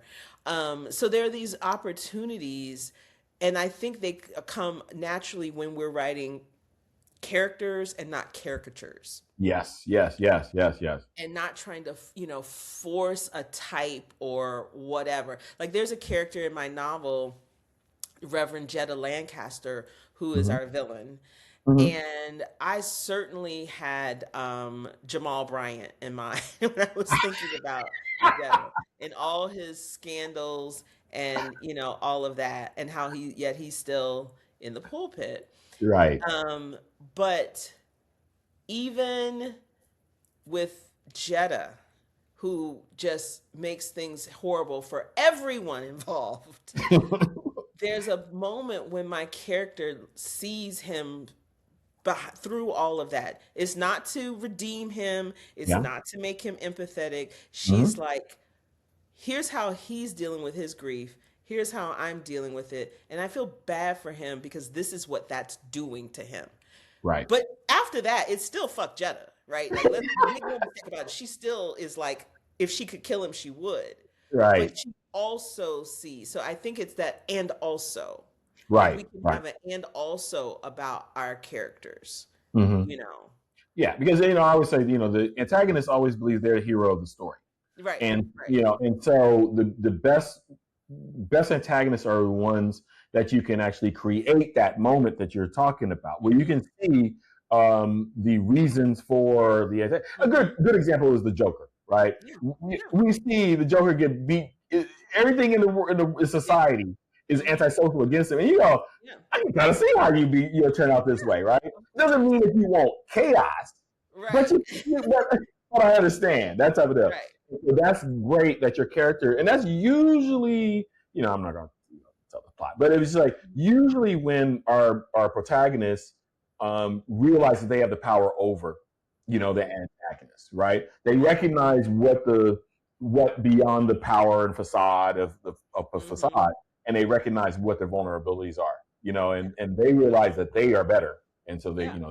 And they you're can. trying to get this other person, and she tries to like appeal to that part of him, and Mm-hmm. he just basically gives her his ass to kiss, Yeah, She yeah. tries, and so that's real though, because that's how real people show up. But Oh she yeah. did have that moment of understanding, alongside this guy being just horrible, right? Because I don't want caricatures. I don't Yeah. want just, straight up villains, and and when I can. her other male characters in the book disappoint her as well, and I don't agree with their logic and their Mhm. rationale, but there is one. Yes. There Yeah. is Yeah. one. This person is devoted. He's not devoted to the truth. He devoted to these other things over here, And but you that's can something. get how somebody might get caught up. Yeah. Yeah. You don't want the what I call like in the cartoons where they ha ha ha. Yeah, exactly. I am the bad guy. Ha ha. Yeah. You're like, oh, great. You have no redeeming values or anything.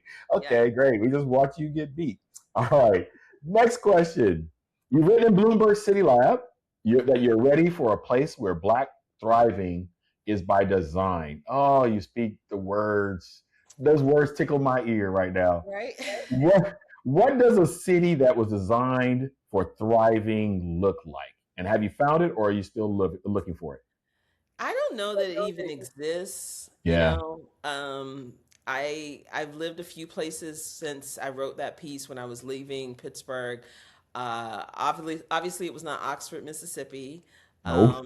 And then I went to Oakland, California, which I All will right. say is the blackest place I have ever lived. And I was so happy there, socially, culturally, like it was just the best. Can I ask you a There were question as all a these person? other factors. Can I ask you a question as a person Sure. who went to Berkeley, met my Yeah. wife at Mills College, Yeah. and lived there for 11 years? You know, if you lived in Oakland, it ain't just Oakland. It's which part of Oakland? Where'd you live in I was in Oakland? West Oakland, right by the post God bless office you. and the train station. It was rough. God bless you. I was wondering. I was like, you lived in West O, you get all the credit in the world. Now, but And fun fact, Natalie Bazille, who is the author of Queen Sugar, yeah. she owns a house there and there's a cottage behind it. And I Uh-huh. was renting that cottage. Awesome. Well, in the 1980s, we as students we were like, man, we should buy one of those Victorians. You know, it's like you could have bought that. You could have walked in there with $20,000 cash. Yep. You could have walked in there with your student loans and bought Yep. one. And then when the Cypress went down, then white folks started Yep. going over there. I was like, what? So yeah, West Oakland, you are a true Oakland person. I give you I that. had I had the best time when I was Oakland, but there are, other, economic factors that Yeah, like nah, this isn't gonna it's work for me. Oakland and Um, Pittsburgh actually kind of mirror each other, kind of in terms of. I, every time I go to Pittsburgh, it feels like Oakland to me. Maybe it's because like a working class neighborhoods. Maybe that. Did you feel the same thing? Maybe. I mean, I know because Pittsburgh just like in Oakland, I just saw so much black cultural beauty like Everywhere. everywhere. I went. Hmm. I was there the first weekend. I when I moved there, the first weekend was Juneteenth. I went to four Juneteenth festivals just on Saturday, the following Saturday. Like that never happens in Pittsburgh. Pittsburgh, I went to the macaroni and cheese festival, and there were no black vendors. That's Oh no, Pittsburgh. that's like going to your corporate buffet. I ain't eating. No. It's like, So, so no, I don't see those parallels. I yeah, love Brooklyn though. And so, I don't know. I mean, perhaps on the continent there's a city designed for black thriving, but there's still so much, there that's compromised as well. yeah, But I think that where I land may not be designed for black thriving, but it will need to have black people thriving there. And yeah, for it you. will be out of this country Yeah, eventually. yeah, Ultimately, I'd like to leave the country. yeah. Me too. Me too. All right. Next question. You've written personal essays on race, sex, gender, and pop culture throughout your career alongside your fiction. You've said that you feel freer and bolder in fiction than in personal essays where self protection matters more. What is the thing you've been able to say in a story that you have not been able to say in your own voice in an essay? Oh, you know what, Lawrence? I have to go now. I'm sorry. Oh, I ran out of time. oh, we keeping you on. Oh my God. Oh gosh.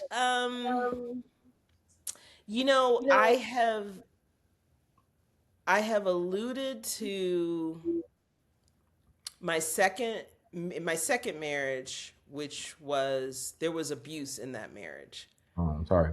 And I have been most forthcoming about that in fiction Yeah. than I have in an essay. Like it is, I mean, I started writing about that marriage as it, short not long after it ended. Hmm. But I was always kind of just touching the surface of it. That it just, initially it was, we weren't good together, still kind of glossing over things.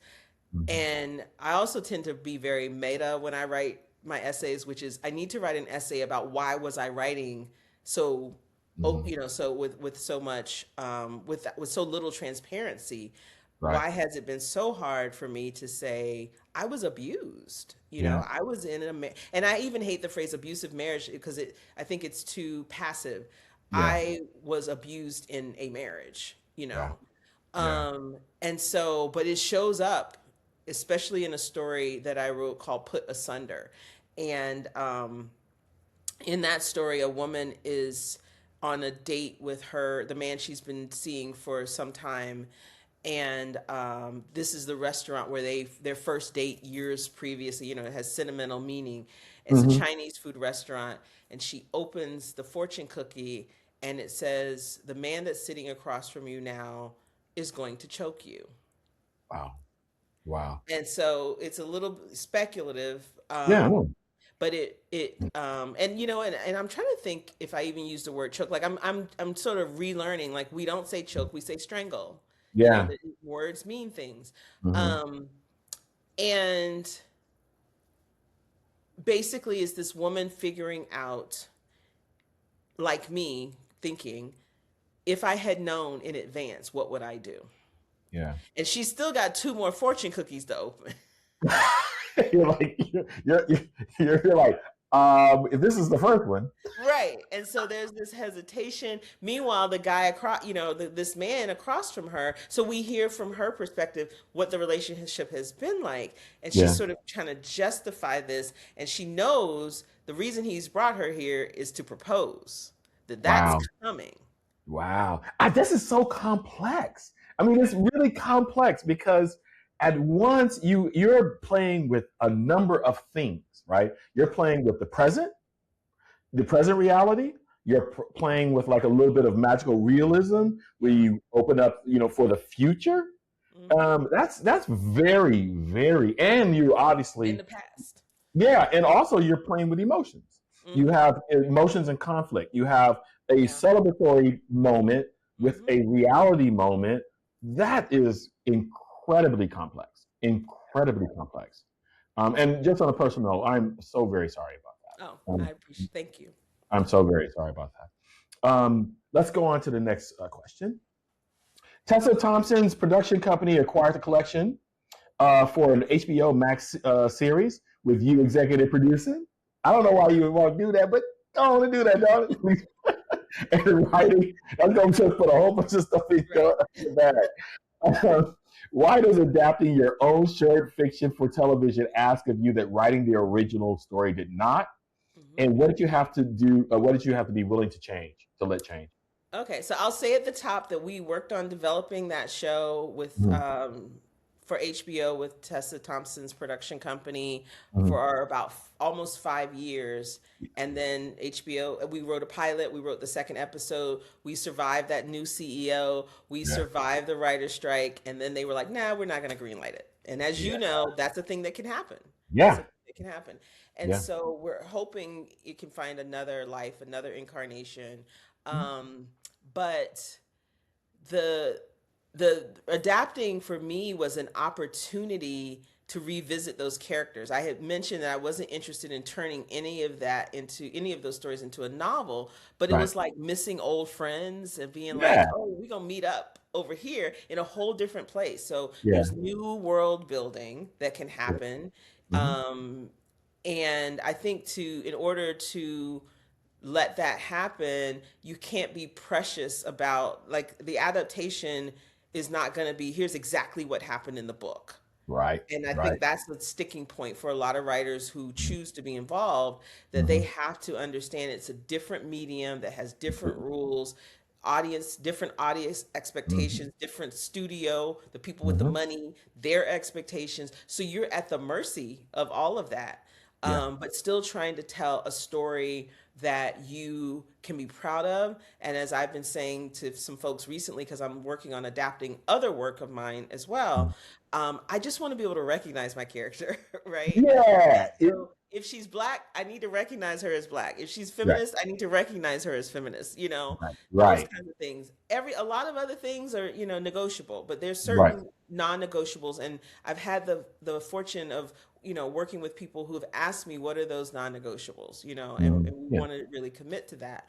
And so try to see it, and I would encourage other writers to see it as not they're changing stuff or taking something from you or your character, Mhm. but these are opportunities and possibilities to do something different, something more, something, interesting in a creative way. So your basic story and your characters are sort of like a jumping off point, and Right. deciding, going through what are the most important things. And that might be specific scenes, but it also might be themes, something Yeah. bigger that can be manifest and presented on screen in a lot of different ways. So I think that has been a big part of it. And then just technically speaking, and in both cases for the scripts that I've been working on for Church Ladies, and also for a story of mine that's not in the collection called Fuckboy Museum.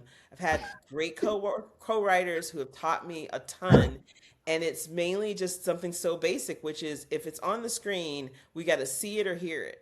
Like Yes. all of Yes. that in the head stuff, Yeah. you got to Yeah. find a way to dramatize that, Nervous. and the brevity. Yeah. And these are all things that are helpful in prose writing. So at my prose, I think has improved because of my Mhm. screenwriting, Yeah. but and also revision, like Yeah. not trying to do all the things initially, just write the story, write the script, or write the outline. And then Hmm. one of my co-writers, Tori Sampson for Church Ladies, she taught me how, let's take a scene Hmm. at when we're starting to revise and cut down, get in as soon as possible. How much can you Yep. cut off the top? How much can you cut Yep. off the bottom? Hmm. But you Yep. can't, like, well, some people might be able to write like that. I can't write like that. I can't write Agree. think how quickly can I get in, how quickly can I get out. Get in I late. write the way I write, and then I Yeah. come in and I slash. Right. And that willingness to slash, that willingness to like get think to the heart of things, that definitely, is a transferable skill. Oh yeah, yeah. I mean, it's funny. I went to UCLA Film School for screenwriting, and then what happens is that you end up with a brain that thinks cinematically in terms of Yes. script, and then interior, you external and then Yes. interior. And what happens is that your brain kind of messes with you for a little bit Yeah. because you go, "Oh, I'm writing a novel. Oh, I can be interior," and then Yes. I'm writing a script. Oh, I can be interior, but you can't. And then there becomes a point in time.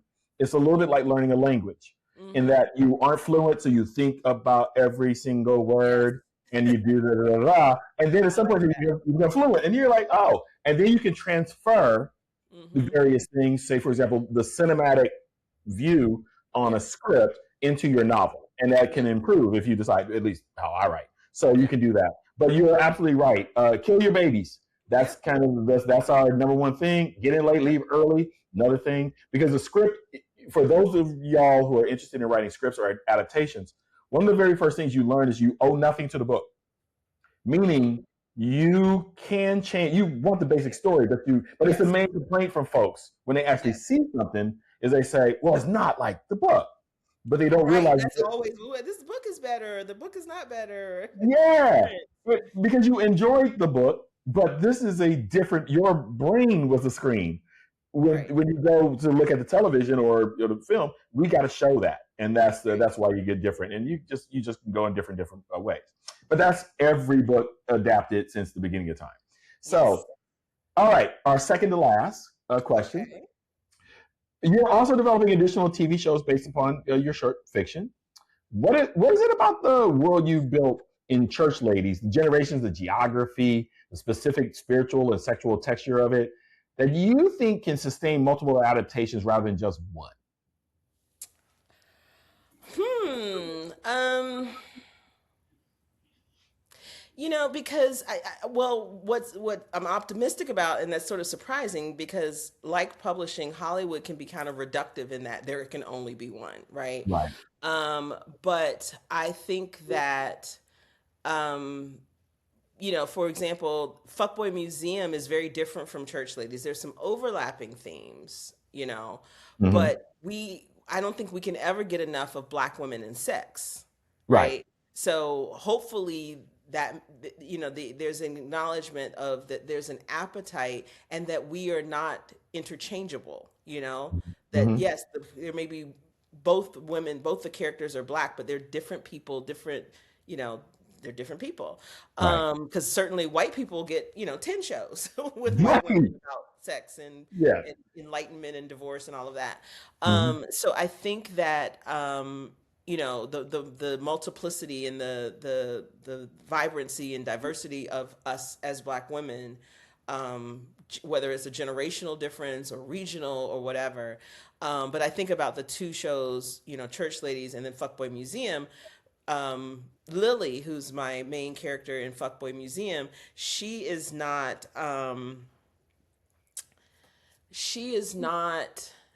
a church lady. Her mother is sort of gives that vibe, but she's not grappling with churchy things, though she is grappling with desire and partnering. But what's most important about Lily is she gets frustrated with these men and how aggressively average they are when she's trying to date them, and she starts killing them.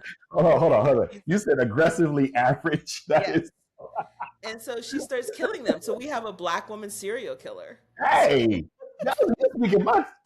Okay, that's yeah. what I'm trying to hear. That's what I want to hear. That's the type of. Now I gotta say, every time you say Fuckboy Museum as a member of Team Lawrence, I kind of like a little a little pang hits me like this. It's almost a little bit like because of insecure, a little nominative determinism. Your Right now, poor hey, name just yeah. like this. I don't want to be catching strays in this way, Right. but that is a unique character. That is something that I'm just Yeah. like, oh, bless you. It's Right. like I have. That's kind of like the number one you think. Have I ever seen this before? Right. No. And the reasoning for it, I've Yes. never. This okay. So now I'm excited. You got my. Yeah. That's my hook. And so I am. and as you know, like we have the ideas, we do the development, we do all the things, but somebody's got to give it a chance. Yeah, yeah. And that's with That's what black we're looking writers. for. With black writers, it's kind of a duality, right? Yeah.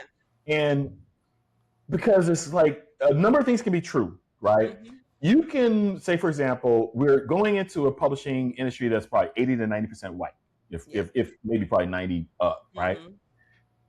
And at some points in time, you, as a black writer, you write what your envision for your universe. Hmm. But then I don't care who you are, you still go, Jesus, all the way through this. If I'm writing about something that doesn't fit, a particular genre or characters that fit something that has Hmm. already been there, that they can go look in their algorithms and see whether or not, how many books actually sold based upon a Hmm. character. You then go, well, I get allies, all the way through. When Right. you do, they are allies, right? When if Right. they see your vision, they're like, Yeah. do this thing. I see it, blah, blah, blah. But then at the exact same time, is they're going back to kind of like what you said a couple of questions ago. Sometimes what happens is that people will put you in a box of what they think is your possibility in Yes. terms of being able to write a particular version of fiction. Hmm. So me getting hyped about a black woman serial killer, we got to make them understand that this is Yeah. something we would read, without them Absolutely. saying there's 10 others before, you actually do it. But Yeah. I am hyped by that. And I think Good. my wife who is a Dexter person, she That would me read all of too. them. I was late to Dexter. I only watched Dexter over the last few years. I binged the entire thing. I binged all the new incarnations of it and everything. I'm a huge fan. Huge fan. Yeah. So yeah, that's you got me on that. All right. All right. Your final question. Okay. It looks like you're about to survive the 20 questions. Yay. All right. The last question, and it's the one we most want the true answer to. You Okay. publish your debut at 49 after years of corporate jobs, personal essays, failed drafts, and waiting. What do you say to the black woman writer who is 50 years old right now, has not published a book, and is about to give up? Mm. Short answer, don't. Don't give up. Don't Right, give up. right. Um, because you will torture yourself and always wonder what if. Yeah. And so, if for no other reason than to avoid that fate, keep going. And then I think a lot depends on circumstances. If you've not published because you haven't finished because there's not space or time in your life, that's a tough one. But I always ask people, to really sit with when you say you don't have the time or whatever. Hmm. What is there anything you can get rid of in your schedule that's holding you back, even if it's small pieces of time? Hmm. Um, and a lot of times, not always, what's holding us back is we are saying yes to things so we don't disappoint or upset people that we love and care about. Um, but instead we're willing to disappoint ourselves by not having a book, you know? Yeah. And Yeah. so I think sometimes, especially for women who have family obligations, whether they're a sandwich generation or they have kids or whatever, it's saying no to other people so you can say yes to that time.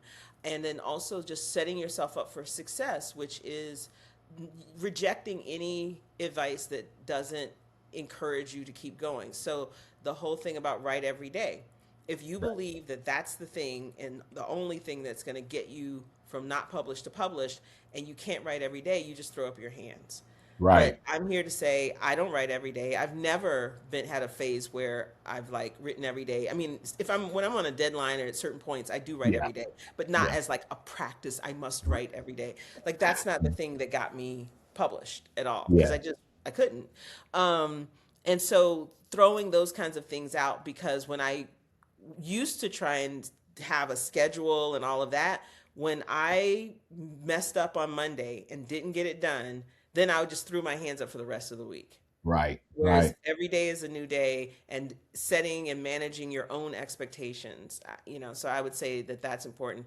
And then I would also say, if you're not published because you're experiencing a lot of rejection or you haven't found an agent or whatever, remember that writing is rewriting. Hmm. Work on developing your work, invest in, if you can, like a developmental editor. The people in your family who love your stories and your coworker, that's great. You need cheerleaders, but you also need critique partners or you Right. need editors. Those are two different functions.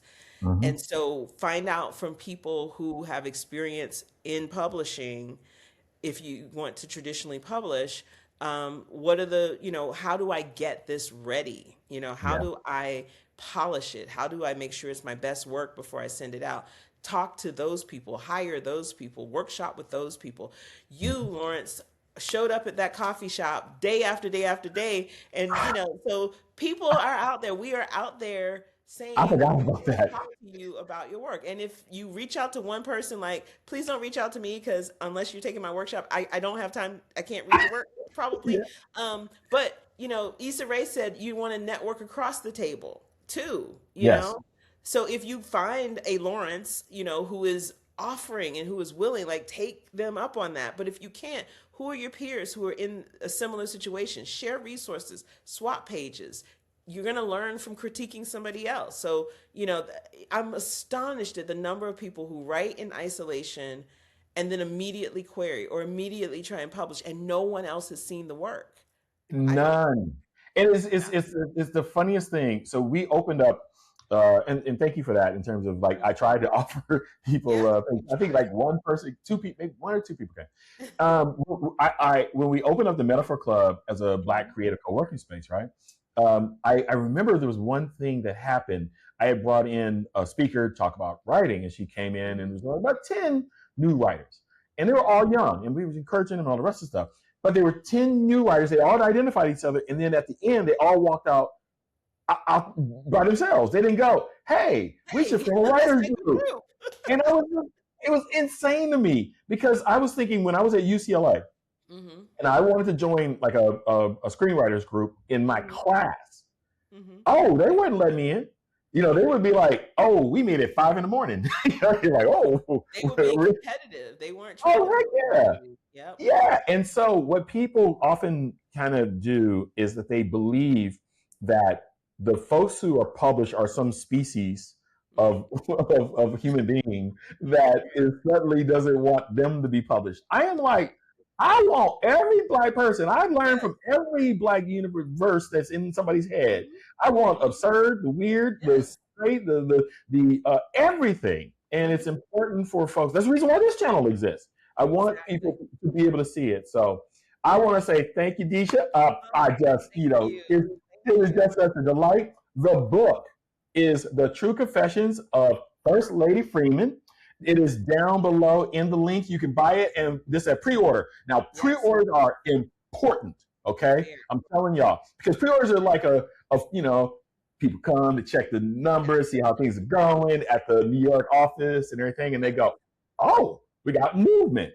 And we recognize, what do we say? We have three different ways you can do it. We buy books. We don't just listen to this and say, oh, that was a great conversation. Buy books for yourself so you can read them. Yes. Buy a book to gift to somebody else. Or be like me, buy a book, put it on your shelf, and make people think you're smart. Okay? You do all those things there. That is important because the book industry only cares about sales. That's And it. my thing here, and as I've talked about before, I don't believe because another Black author eats that I starve. And It's not a so zero sum game. it Please is say not a zero sum game. In fact, it helps me. yes. So every time we put Deesha's book on the main New York Times bestseller list, that tells people that, oh, Black books can all sell. And we can see that beautiful serial killer Black woman Yes. because they see what happens. So you have the power to make that happen. If you want Black books and Black authors to thrive, not just survive, then you have to purchase the books. And we'll have every last one of Deesha's books in the links. So buy them all. And we use Bookshop as an independent book seller. So get them from there. All right. Plus, if you don't, I'll find you. Deesha, thank you so much for joining the Right Shade. Lawrence, I really appreciate this conversation. Thank you so much. I am blessed to have you here. Thank you so much. Take care. Bye. Bye.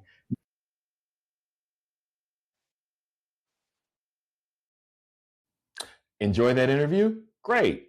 Check out our playlist of 20 questions and you're going to discover new Black authors or our 10 fave Black books from celebrities who tell you what they are reading.